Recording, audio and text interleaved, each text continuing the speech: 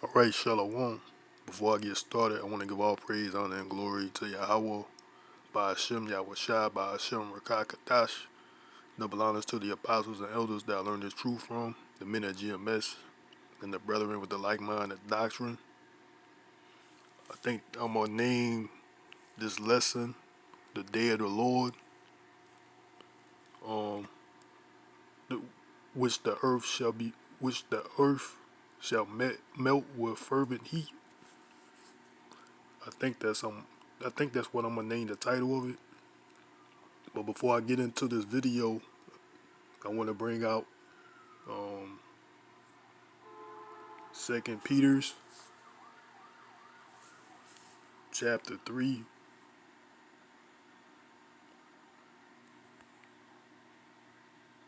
2 Peter's chapter 3 and verse 10. And it reads, "But the day of the Lord will come as a thief in the night, in which, Salakia, but the day of the Lord will come as a thief in the night, in that which the heavens shall pass away with a great noise, and the elements shall melt with fervent heat, and the earth also and the works that are therein shall be burnt up." So that's what we're going into. That's what the lesson is going to be about today, about the day of the Lord, which the earth shall melt with fervent heat. And also I want to get into Zechariah, the 14th chapter,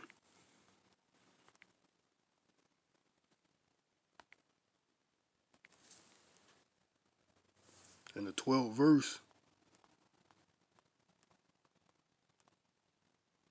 And it reads, "And this shall be the plague wherewith the Lord YAHAWAHSHI will smite all the people that have fought against Jerusalem. Their flesh shall consume away while they stand upon their feet, and their eyes shall consume away in their hoses, and their tongues shall consume away in their mouth." So that's the second death, the lake of fire, which is the second death, which is this world is gonna be judged with when Yahawashi come back. So and that's gonna what's gonna bring about this fire is the third woe, was talked about in Revelations, the book of Revelations. That third woe, or what is really what the world knows it as World War III, which we in the midst of that right now. And I want to get this also out of Isaiah, the 9th chapter, in the 5th verse. And it says, "For every battle of the warrior is with confused noise and garments rolled in blood, but this shall be with burning and fuel of fire." So that's that third woe, the war that ends all, the war that end all wars, the third woe, which is talked about in the book of Revelations. So that's what we're gonna get into. What I'm gonna get into today. Now I want to bring out this video here. This is a clip from this TV series called "The Day After the Attack" segment. So I'm gonna play it, and then I'm gonna bring some other scriptures afterwards.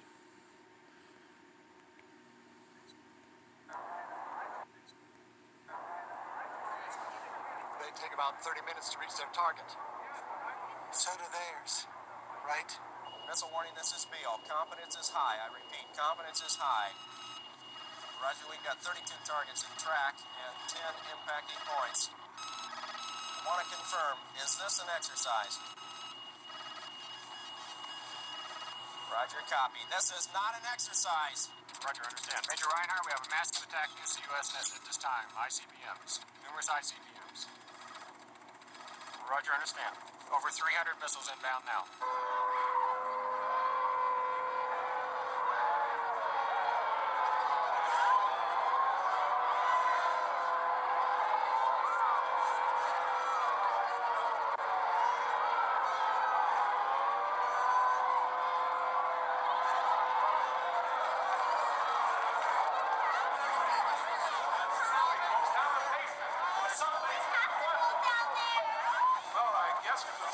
YAHAWAHSHI. I think you better go downstairs, folks. Please.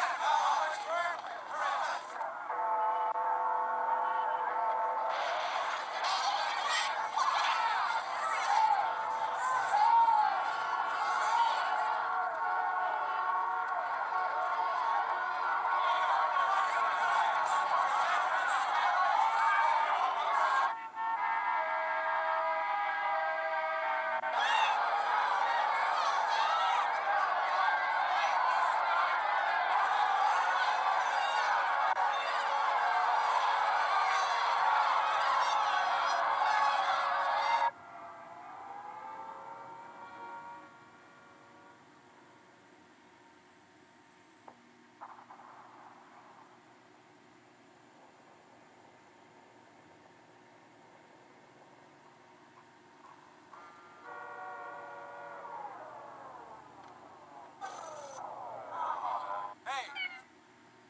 Oh, come on, baby. Don't die on me now. Oh.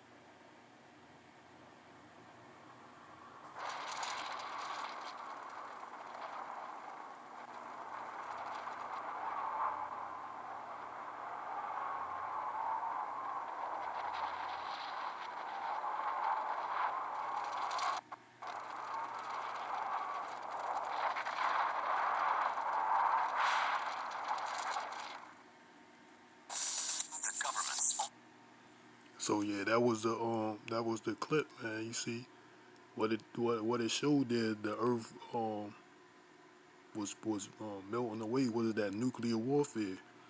So that's that's going to bring about like this third world war is going to bring about this destruction that's talked about in the Bible, which the earth is going to melt with fervent heat. That's how it's going to come about. So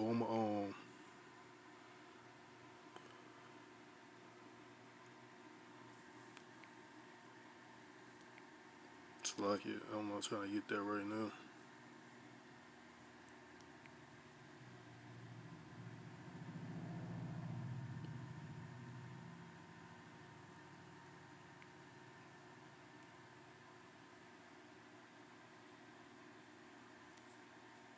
It's like it. Bear with me.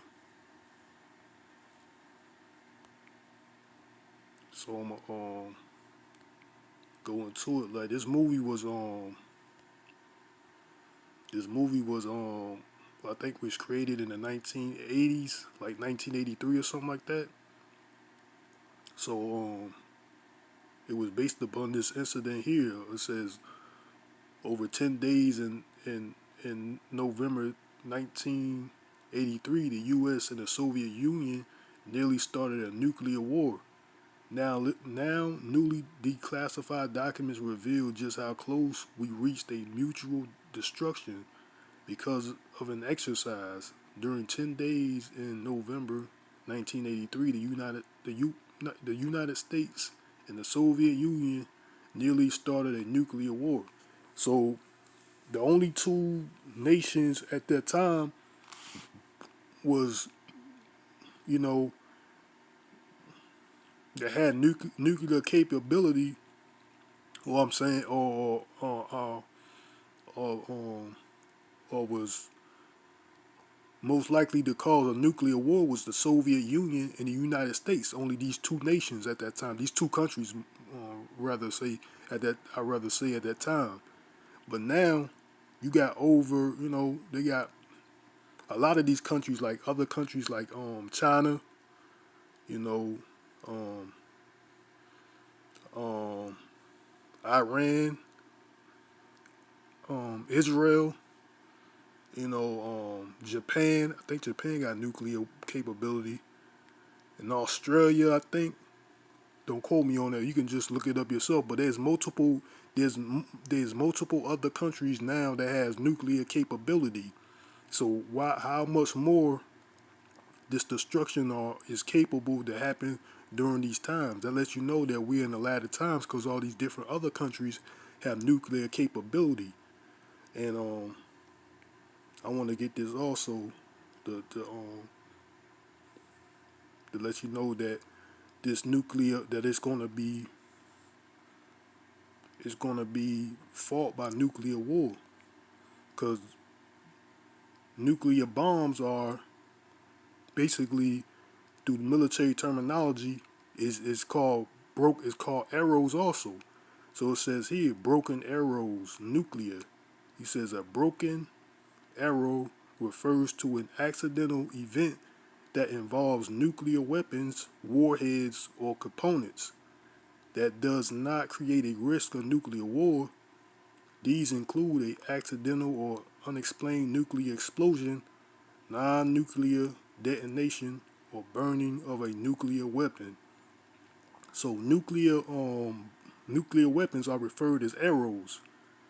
So that lets you know basically clarifies or validify or bring validity to this chapter and verse here, Second Esdras, which this is how these arrows is going to be shot, um, and to bring this nuclear destruction. How YAHAWAHSHI is going to bring this nuclear destruction.